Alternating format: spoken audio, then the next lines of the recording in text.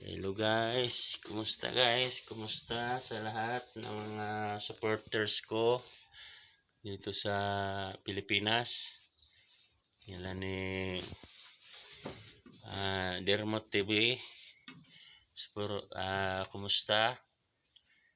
Si An TV, Reyna ng mga kambing, at saka Batang Kusinira, Paskara Vlog, Pobreng Manlalakbay, shout out sa inyo. At saka dyan sa Japan, sa Mabuhay Fishing, shout out. Saka Kapakners, Boy Turon, shout out sa inyo lahat mga supporters, lalo na dyan sa bansang Bulgaria. Shout out sa lahat ng mga dyan, supporters ko sa channel ko. At ako rin mag-support din sa inyo. Sana wala tayong problema sa isa't isa ngayon. At saka dyan din sa mga OFW nasa ibang bansa nagtrabaho, shout out sa lahat.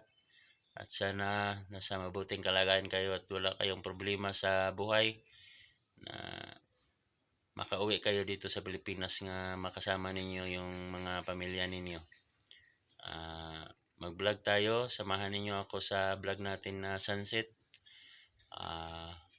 Ito guys.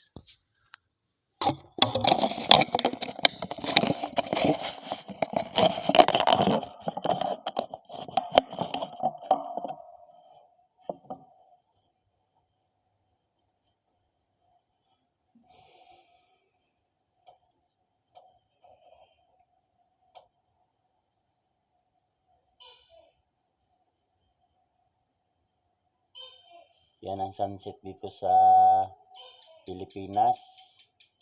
Ang oras natin ngayon alas 6:20, 6:20 ang oras natin, PM. Yan ang natin, sunset.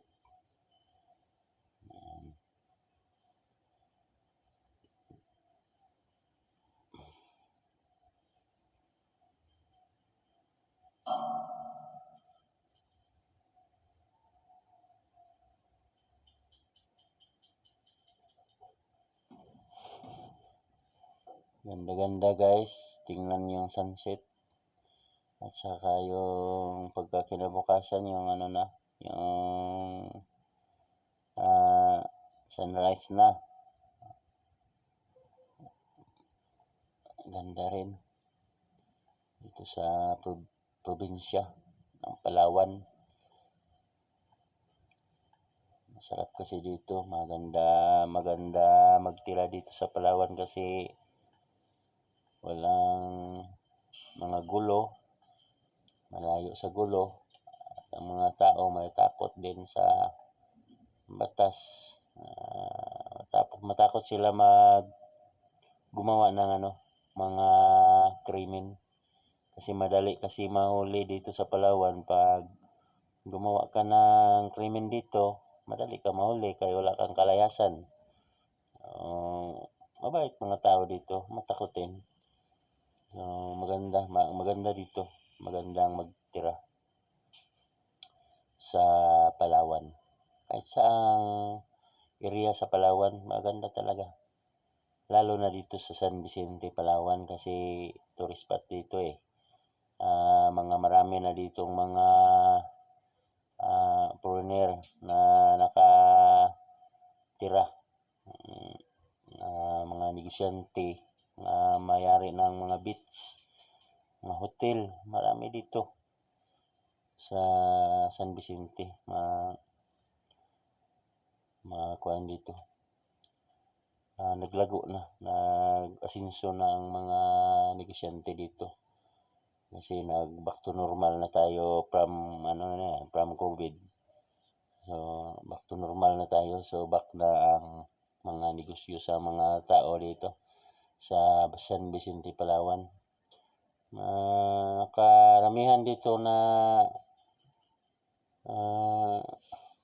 negosyo ng mga tao, mga hanap buhay, beach at saka yung yung pangingisda, kuha ng mga isda. Yan ang pangunahin ng mga hanap buhay dito sa San Vicente, Palawan.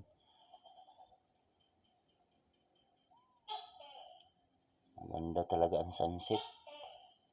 Panoorin. Bawat hapon ako guys, nagpanood talaga ako sa sunset. Kasi bawat araw, bawat oras, nagpapasalamat lang tayo sa Panginoon na umabot pa tayo ng sunset. At mamaya magpasalamat naman tayo na makaabot na naman tayo ng umaga. Pagmasdan natin ang pagsikat ng araw. Bawat oras nagpapasalamat tayo sa Panginoon na humihinga pa tayo. Bawat isa natin naghahiram lang ng hininga sa Panginoon. Siya ang nagbigay ng hininga natin. Siya din ang gumawa. So magdasal lang tayo palagi ng Panginoon na hindi pa tayo handa mamatay. Dugtungan lang niya ang ating mga buhay. Kahit sa kahirapan sa buhay, magtiis tayo. Kung anong mayroon tayo, kontento na tayo. Huwag na natin hangarin pa yung yung malabo na mangyari sa buhay natin. Yan guys, yan ang sunset natin. Dito lang muna tayo. Salamat sa niyo guys, pagsuporta guys sa aking channel guys. Salamat sa lahat guys. Salamat. Dito lang muna tayo guys.